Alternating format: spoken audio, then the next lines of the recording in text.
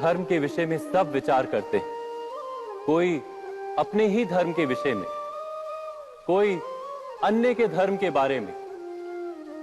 किसी के अधर्म को लेकर चर्चाएं होती ही रहती हैं।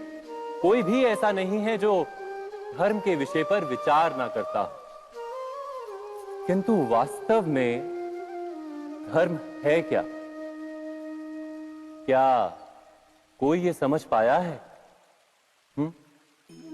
धर्म मनुष्य को दूसरे मनुष्य के साथ, समस्त सृष्टि के साथ सुख से जीने का ज्ञान देता है।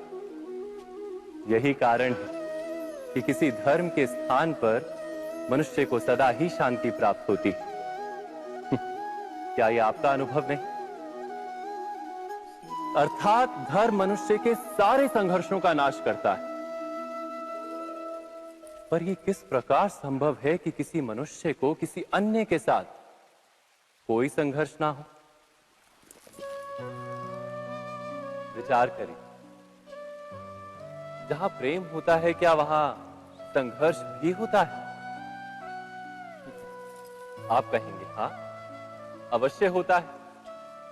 किंतु आप थोड़ा और विचार करेंगे तो ये जान जाएंगे कि जिस समय संघर्ष होता है उस समय प्रेम का विस्मरण हो जाता है और फिर इच्छाएं जागती, अहंकार जागता है, क्रोध जागता है, पर प्रेम ना, प्रेम नहीं जागता। क्योंकि जहां प्रेम जागता है वहां सारे विवाद, सारे संघर्ष, सारे झगड़े नष्ट हो जाते हैं।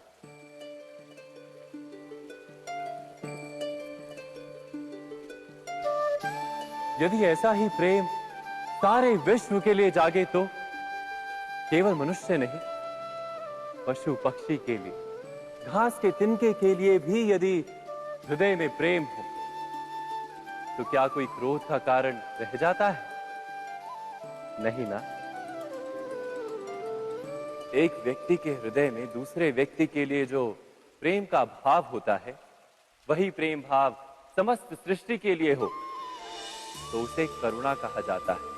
करुणा अर्थात सारे विश्व का स्वीकार,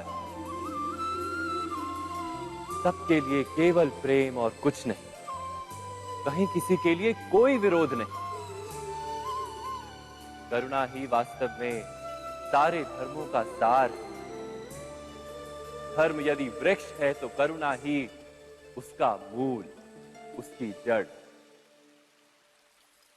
पर बार बार ऐसा समय आता है कि मनुष्य धर्म के मूल को ही भूल जाता है, कुछ नियमों को, परंपराओं को पकड़कर बैठता है और करुणा को भुला ही देता है। और ये जगत भर जाता है संघर्षों से, ईर्ष्याओं से, शोषण से, क्रोध से, बैर से, अर्थात अधर्म से। और तब परमात्मा को अवतार धारण करना पड़ता है मनुष्य को वास्तविक ज्ञान देने के लिए। महाभारत की एक कथा भी ऐसे ही समय की कथा है जब कुछ लोग परंपराओं को धर्म मानकर जीते थे और दूसरे अधर्म से भरे थे। क्रोध, बैर, महत्वाकांक्षाओं के भंवर में फंसकर धर्म का नाश कर रहे थे।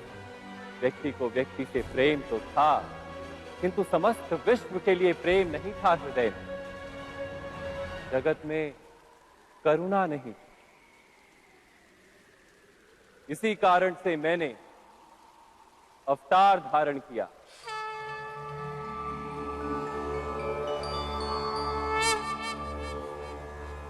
परित्राणाय साधूनाम, साधुओं को मुक्त करने के लिए, विनाशाय च दुष्कृताम, बुरा कार्य करने वालों का नाश करने के लिए, धर्म संस्थापनार्थाय, धर्म की स्थापना के लिए मैं वासुदेव कृष्ण प्रवेश करने जा रहा हूं महाभारत की इस कथा में।